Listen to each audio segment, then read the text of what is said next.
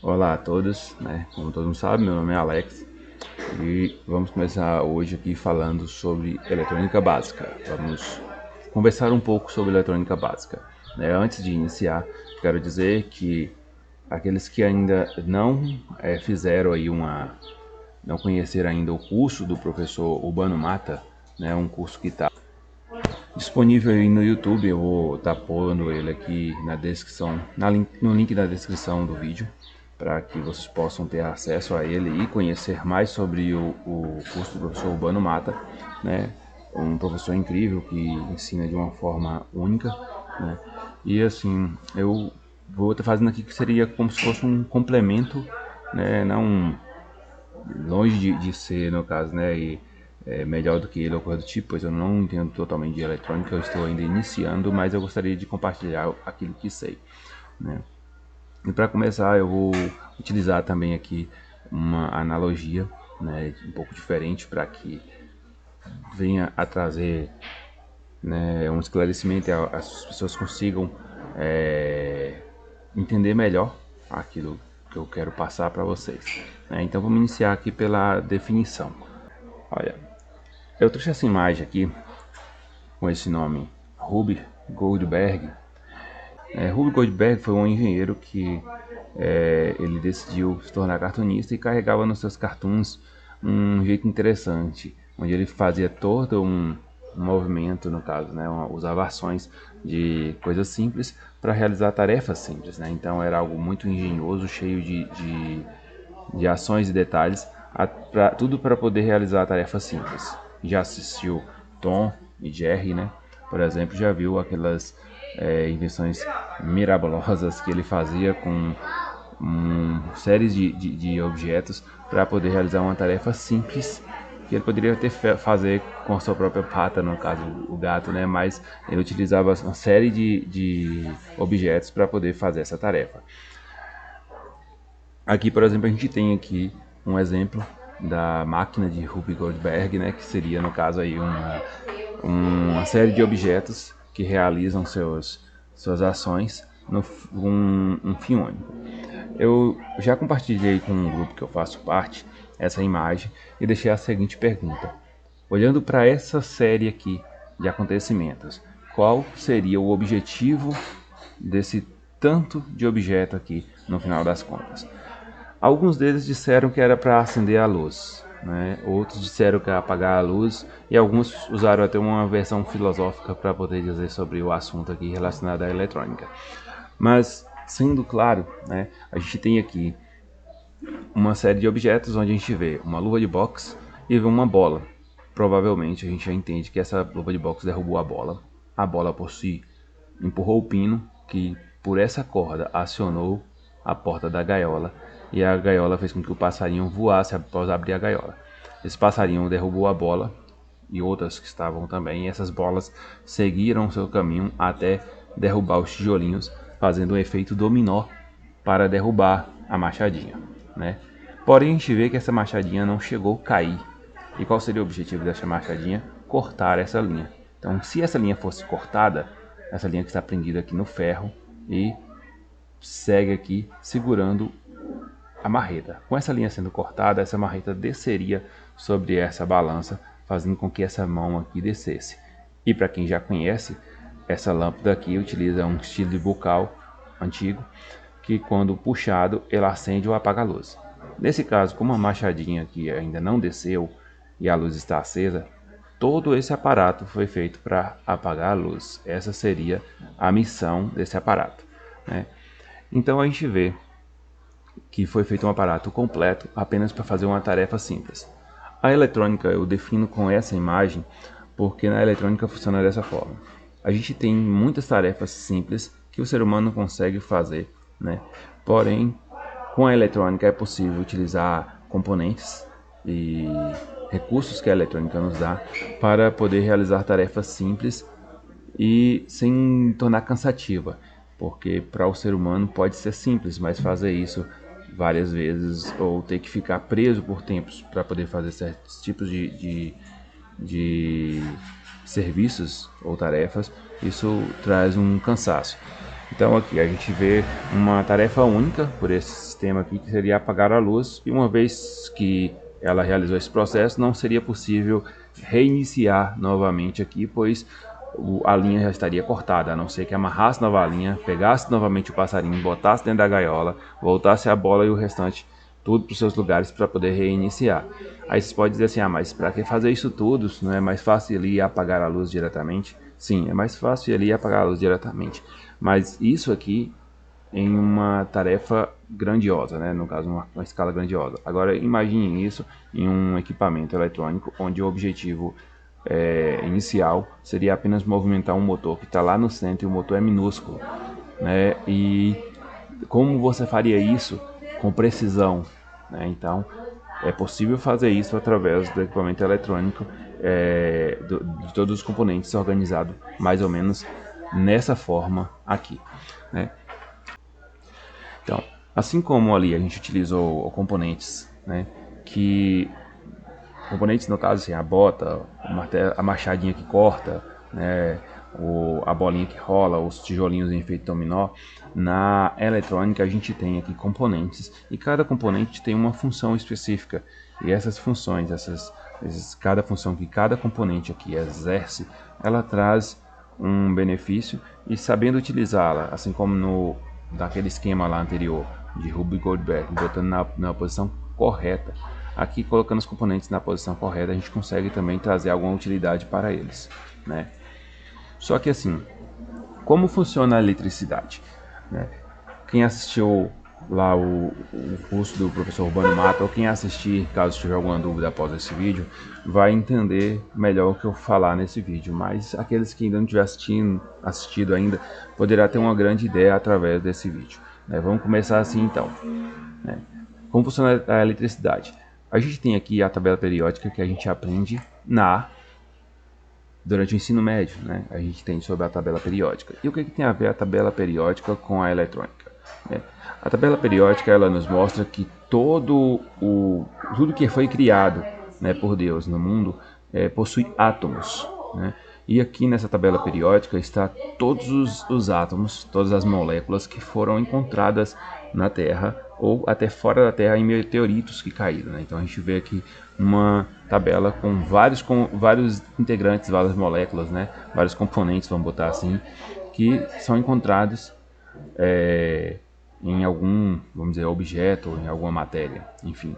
Então a gente tem todos esses componentes que fazem parte da tabela periódica. E cada componente desse aqui tem um átomo específico.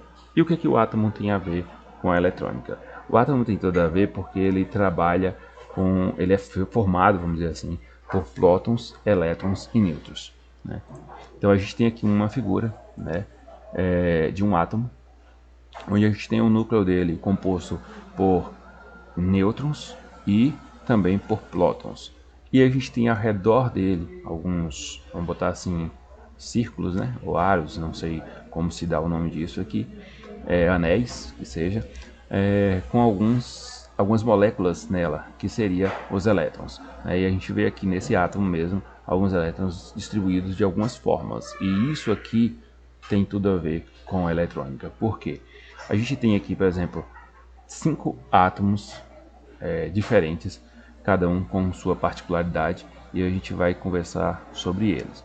Por exemplo, a gente tem o silício, que é muito utilizado na eletrônica, e ele tem algo interessante, né? Eu não vou conseguir explicar muito assim sobre o silício, mas vou tentar falar um pouco sobre ele, né? A gente sabe que o silício, por exemplo, ele tem aqui 14 prótons e 14 nêutrons no seu núcleo. Então os prótons estão colados aos nêutrons, sendo assim, eles não se apartarão, eles ficarão presos aqui ao núcleo. Já os elétrons, eles estão aqui em anéis afastados do núcleo, mas ao redor do núcleo. Sendo assim, a gente tem aqui esses 2 elétrons, por exemplo, no átomo de silício, perdão, né? E eles, por estar próximo ao núcleo, eles estão bem presos. E temos mais um anel aqui de elétrons que também acaba por estar preso próximo aqui do núcleo, né?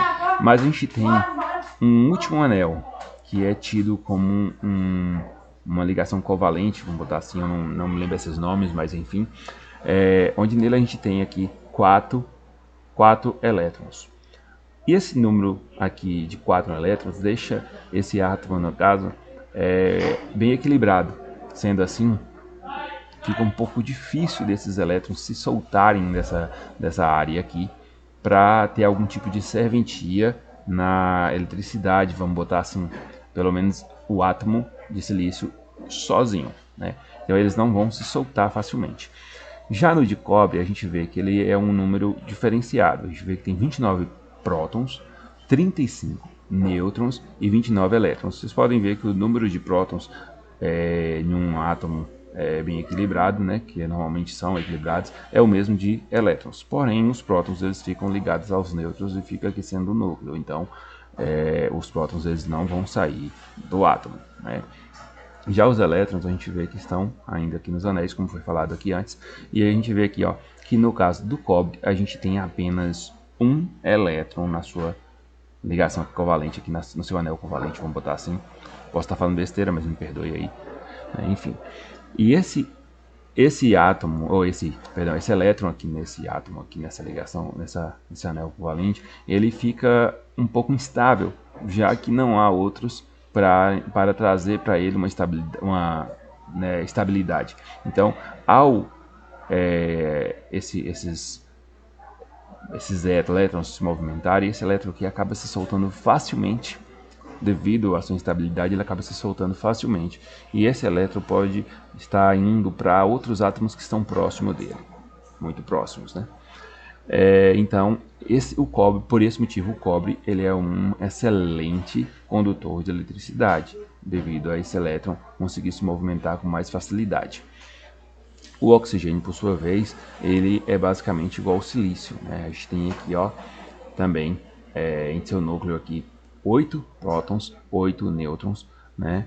E 8 elétrons, sendo que na sua ligação covalente aqui, no seu anel covalente aqui, ele tem 4 elétrons, que deixa bem estável. Então o oxigênio não é um bom condutor de eletricidade. Por isso que a gente vê que se a gente pegar, né, dois fios, um fio e dois fios, e eles não estiverem se tocando, a eletricidade não vai conseguir pular aqui, porque o oxigênio que há no ar, que vai estar aqui entre um fio e outro, ele não é condutor de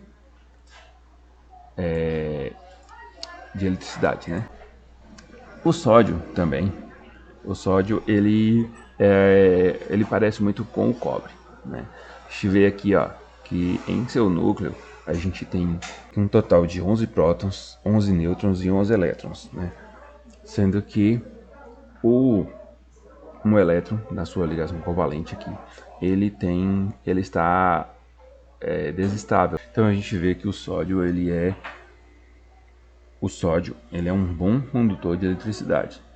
Por isso, se a gente pegar no caso o sódio, né, e misturar ele na água, a água passa a ser condutora de eletricidade. Eu convido até vocês, caso vocês quiserem fazer uma experiência na casa de vocês, né, dá para fazer com segurança, desde que vocês sigam um passo a passo, né? Seria você pegar, vamos botar aqui, ó, pegar uma caneta aqui, caneta. Se vocês pegarem aqui essa caneta e vocês pegarem uma tomada, um plug macho,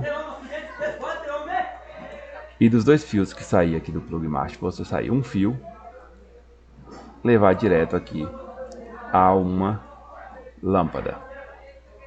Perdão aí pelo desenho, mas a uma lâmpada. E o outro fio que sair, você utilizar um copo de vidro, e esse vidro ser colado na lateral do copo com uma fita adesiva. E o outro fio que sai aqui do bocal também ser ligado à outra lateral do copo com uma fita adesiva, desde que esses dois ponteiros não estejam encostando um no outro. Então você vai encher esse copo aqui, vai encher esse copo com água, né? Vai encher ele com água, e aí você vai ver que aí vai colocar isso aqui na tomada. Ao pôr na tomada, você vai ver que a luz não irá acender, porque a água não é um condutor de eletricidade, mas o sódio é bom condutor. Então se você pegar o sal de cozinha que é composto de cloreto de sódio, e por dentro dessa água, ao cair aqui, essa lâmpada acenderá, porque o sódio é condutor de eletricidade.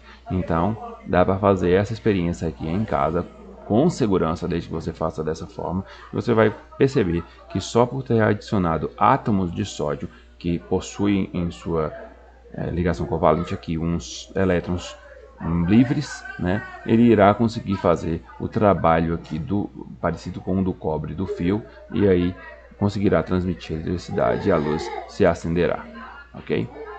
O hidrogênio, ele tem uma particularidade, né? Você vê que ele só tem um único elétron e um único próton, nem nêutrons ele tem, né?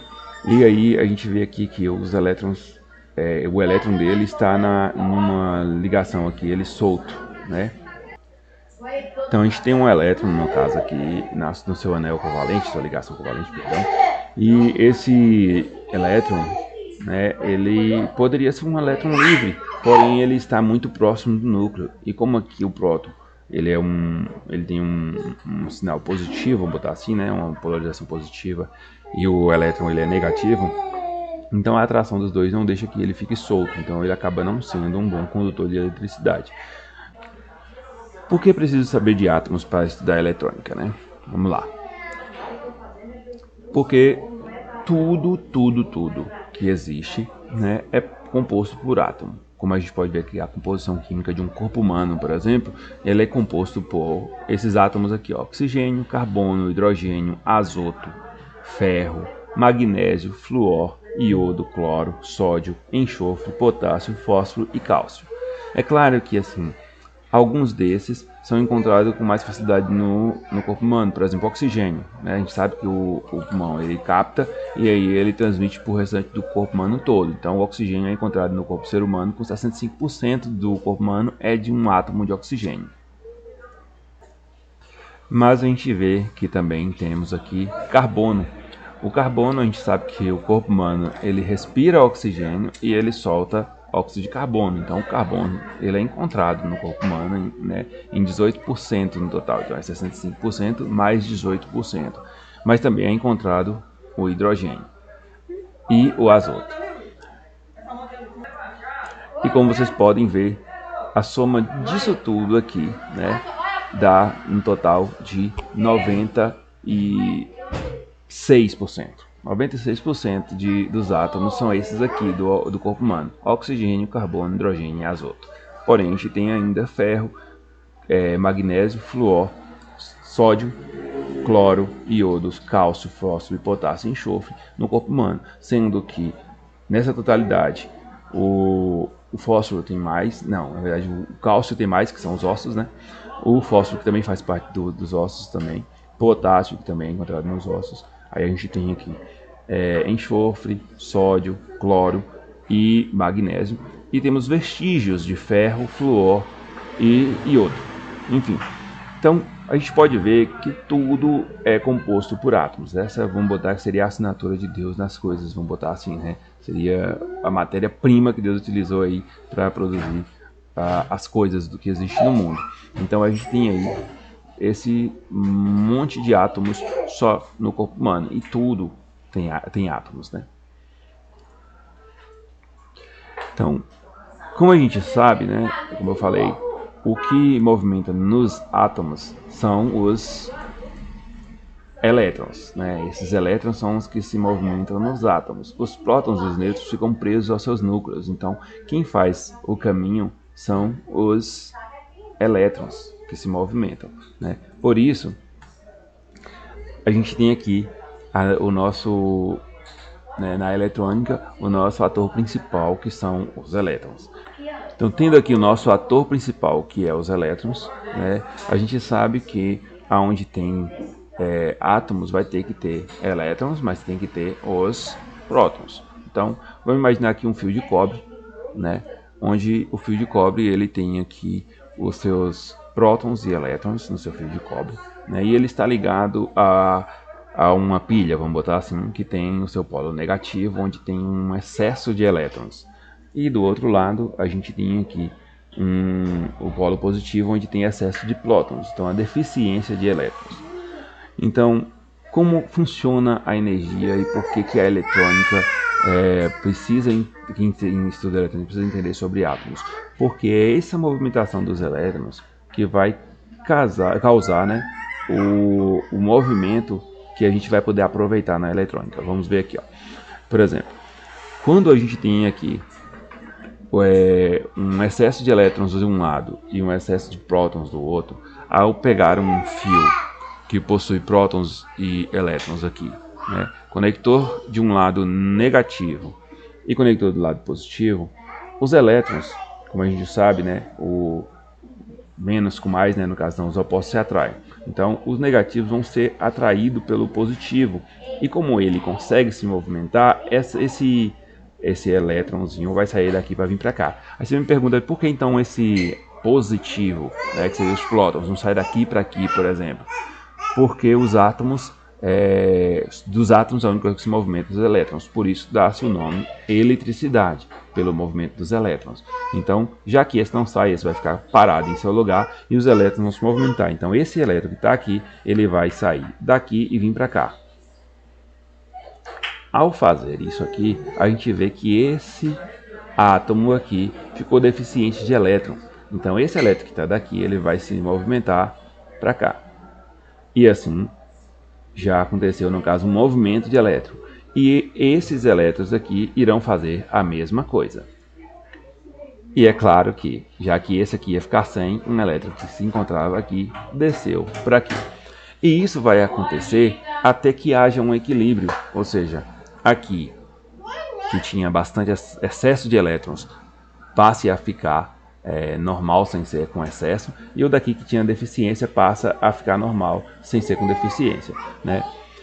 Essa movimentação de elétrons, né, que sai de um ponto aqui para o outro, ela é chamada de uma corrente.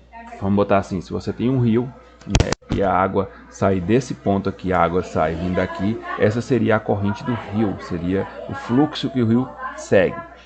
No rio, a gente sabe que a gente trabalha com água, porém aqui na eletricidade a gente trabalha com amperes, é a forma de medir.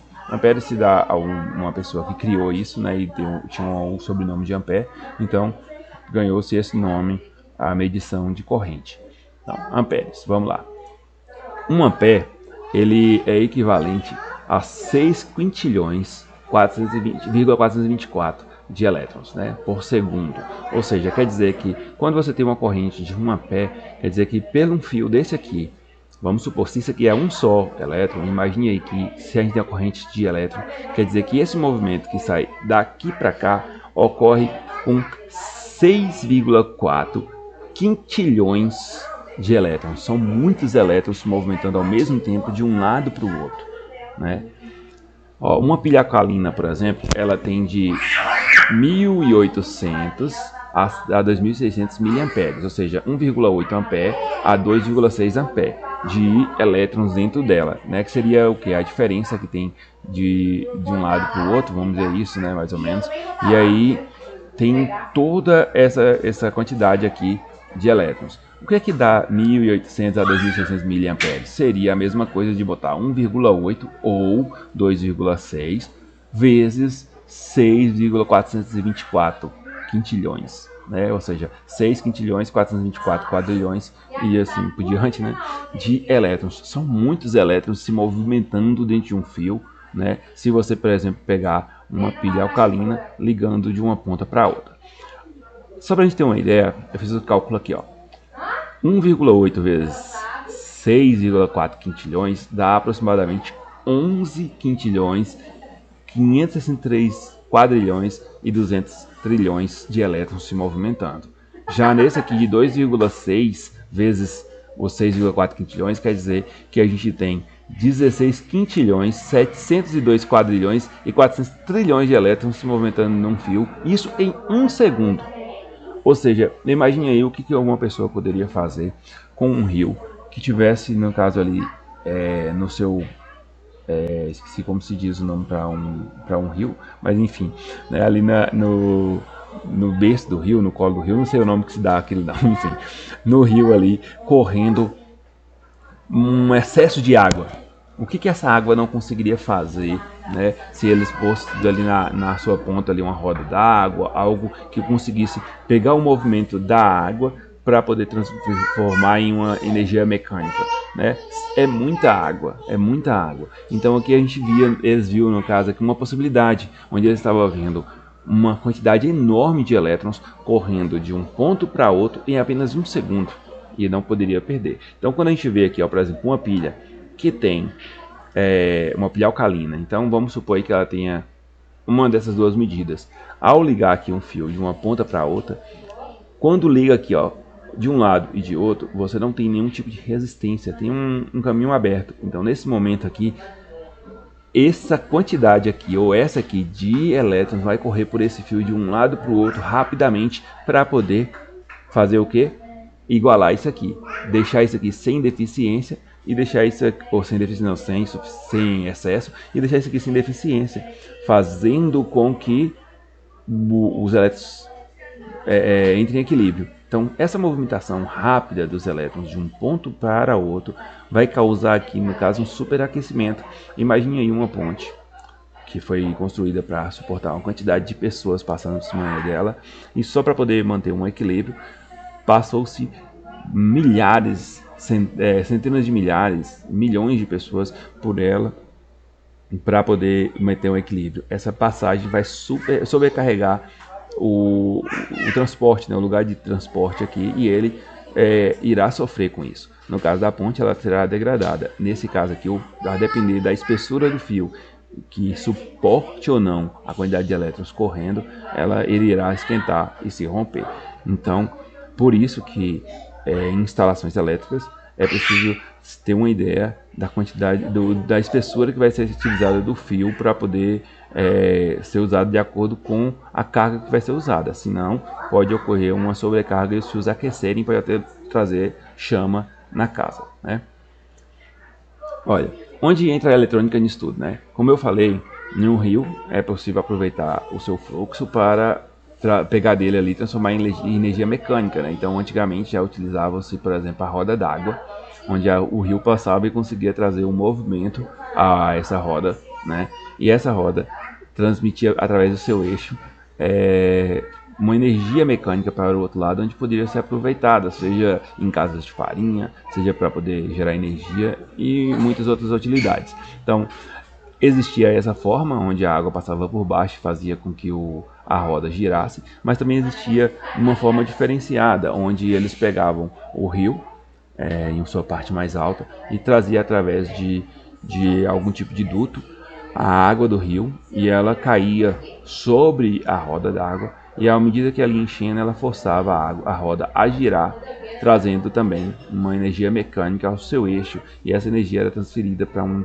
outro ponto, onde era utilizada para algum tipo de serviço mecânico, né?